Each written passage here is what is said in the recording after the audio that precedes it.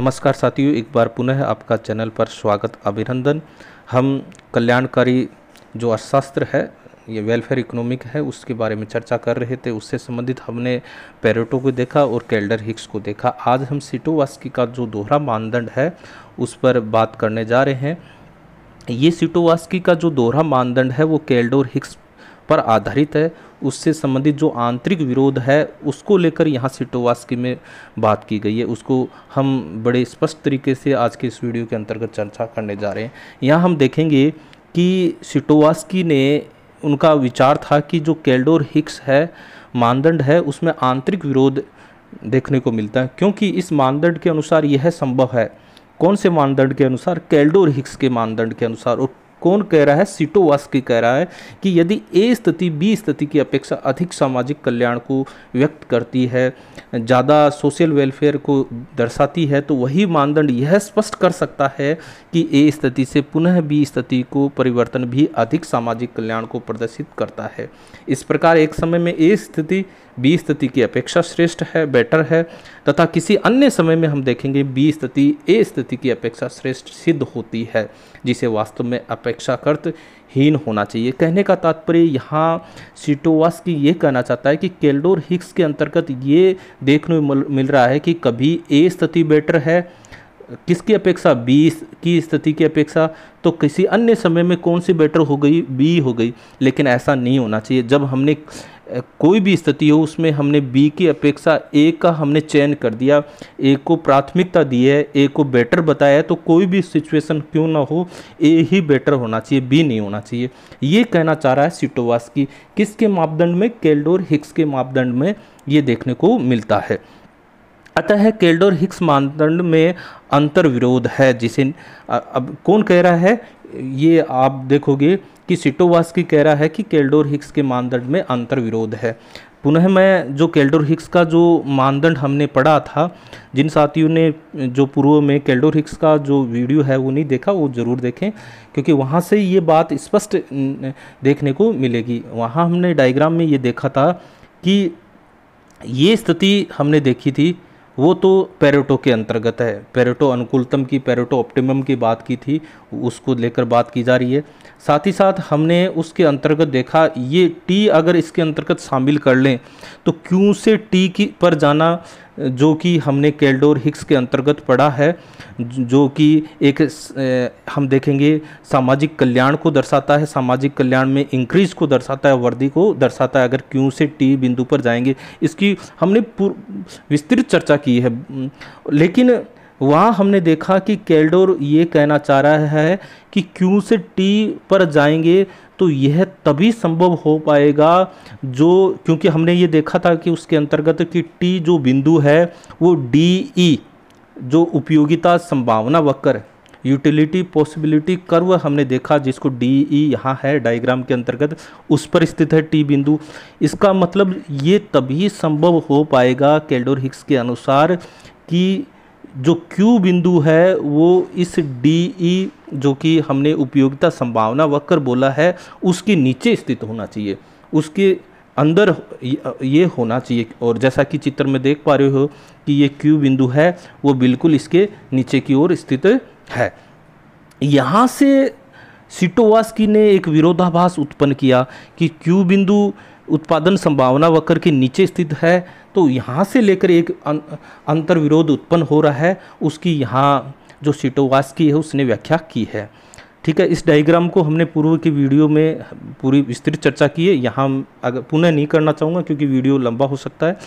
इसका स्पष्टीकरण टी सिटोवास्की ने किया इस बात को लेकर। अतः इसे सिटोवास्की विरोधाभास कहा जाता है, यानी सिटोवास्की पैराडॉक्स इसको कहा जाता है। कौन से विरोधाभास को? जो अब बात करेंगे किसको लेकर, ये क्यू बिंदु को नीचे की ओर, यहाँ से क्या विरोधाभास उत्पन्न हो रहा है उसकी हम यहाँ चर्चा करेंगे। सिटोवास्की ने यहाँ दिया है। इसी प्रकार चूंकि एक स्थिति को उल्टा रिवर्स करके भी सामाजिक कल्याण में परिवर्तन को ज्ञात किया जा सकता है, अतः इसे विपरीत परीक्षण भी कहा जाता है। ठीक है, इस सिटोवास्की विरोधाभास क्या है और ये विपरीत परीक्षण क्या दर्शाना चाहता है उसकी हम इस डायग्राम के माध्यम से चर्चा करने जा रहे हैं। अब हम देखते हैं कि सिटोवास्की विरोधाभास क्या है सिटोवास की विरोधाभास ने की व्याख्या करने के लिए किससे संबंधित, जो कि हमने कैल्डोर हिक्स को पढ़ा, उससे संबंधित जो विरोधाभास उत्पन्न हुआ उसको सिटोवास्की ने स्पष्ट किया, जिसको हमने देखा कि सिटोवास्की विरोधाभास कहा जाता है। अब सिटोवास्की ने अपने विरोधाभास को समझाने के लिए उपयोगिता संभावना वक्र, यूटिलिटी पॉसिबिलिटी कर्व द्वारा इसको स्पष्ट किया है। ये विरोधाभास किसको लेकर है, चूँकि हमने देखा कैल्डोर हिक्स से संबंधित है, और किस प्रकार का विरोधाभास यहाँ सिटोवास्की के द्वारा स्पष्ट किया गया है। जैसा कि आपकी स्क्रीन पर चित्र है, उसके माध्यम से आप देखोगे कि दो उपयोगिता संभावना वक्र, एक तो GH है और दूसरा JK है। दो उपयोगिता संभावना वक्र आपको दिखाई दे रहे हैं।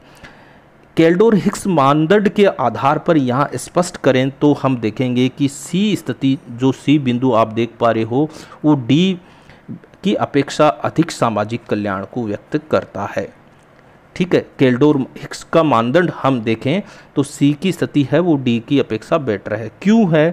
क्योंकि D स्थिति जो है C बिंदु से होकर जाने वाले उपयोगिता संभावना वक्र JK के नीचे है। क्योंकि आप देखोगे C कहाँ है, वो JK जो आप देख रहे हो स्क्रीन पर, जो कि उपयोगिता संभावना वक्र है, उस पर स्थित है, और जबकि D इस JK उपयोगिता संभावना वक्र के नीचे स्थित है। और जबकि हमने कैल्डोर हिक्स में ये देखा कि ऐसी स्थिति हो तो D की अपेक्षा C पर, जो कि अधिक सामाजिक कल्याण को दर्शाएगा। किंतु हम यहाँ देखें कि कैल्डोर हिक्स मानदंड से यह भी सिद्ध किया जा सकता है कि जो स्थिति D है वो C की अपेक्षा श्रेष्ठ है। इसको भी कैल्डोर हिक्स के अंतर्गत देखा जा सकता है। क्यों? क्योंकि जो D बिंदु है वो GH, अब आप GH को देखिएगा, GH जो उपयोगिता संभावना वक्र है उस पर स्थित है, D बिंदु है, और उसी पर ही D बिंदु पर ही एक F बिंदु है।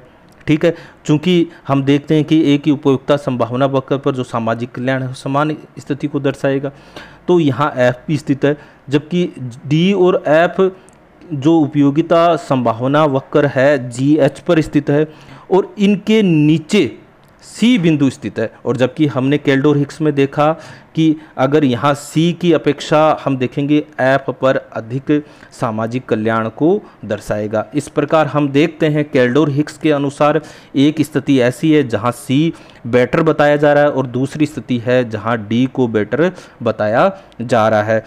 तो ये एक प्रकार का विरोधाभास है, इसे ही सिटोवास की विरोधाभास कहा जाता है। इस विरोधाभास को दूर करने के उद्देश्य से सिटोवास्की ने अपना दोहरा मानदंड प्रस्तुत किया है।